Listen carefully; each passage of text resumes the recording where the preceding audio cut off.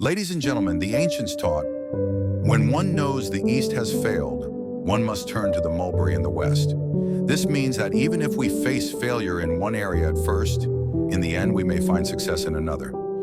In life, many times our circumstances are not telling us that the road we are walking has reached its end, but rather that it is time for us to take a new turn.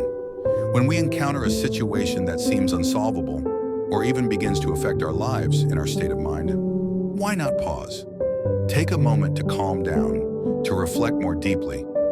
By changing our perspective, adjusting our way of thinking, and giving our spirit a moment of peace, we may discover new possibilities. Often, by simply trying a different method, viewing things from another angle, or choosing a new path, we find that the matter becomes far simpler than we first imagined. The Native Americans, also known as the indigenous peoples, have a beautiful saying: if we are walking too fast, we must pause for a while and let our soul catch up. Never let yourself fall straight into the abyss of suffering, for life cannot always be smooth sailing. Obstacles will always appear along the way. Yet this does not mean we have reached a dead end. Rather, it is life's way of reminding us that the time has come for change.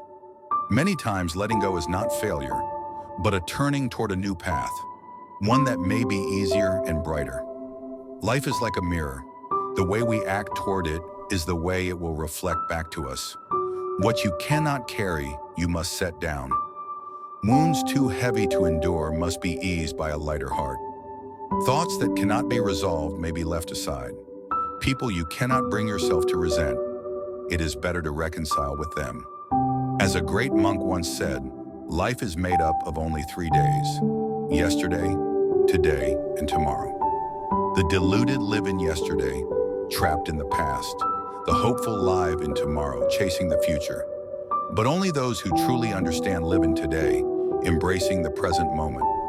Attachment is a kind of burden, even a form of suffering. Measuring and comparing too much becomes a chain that binds us. Being lost in confusion for too long turns into sorrow. Letting go, however, is an act of willpower, a sign of maturity, and an expression of true confidence. To let go does not mean to give up and let life drift aimlessly, like water carrying floating weeds. Rather, it allows us to face life with a broader, more generous state of mind.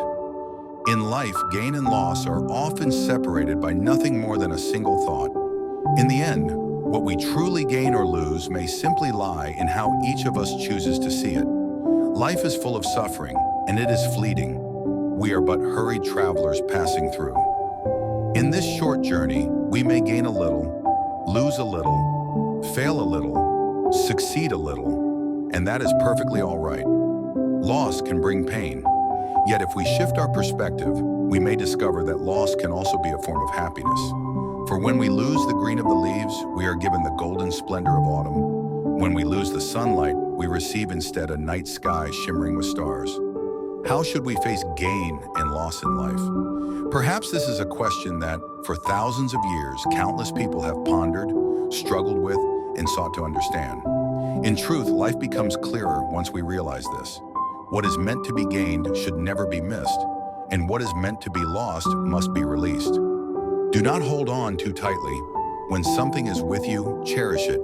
When it is gone, do not spend a lifetime in regret.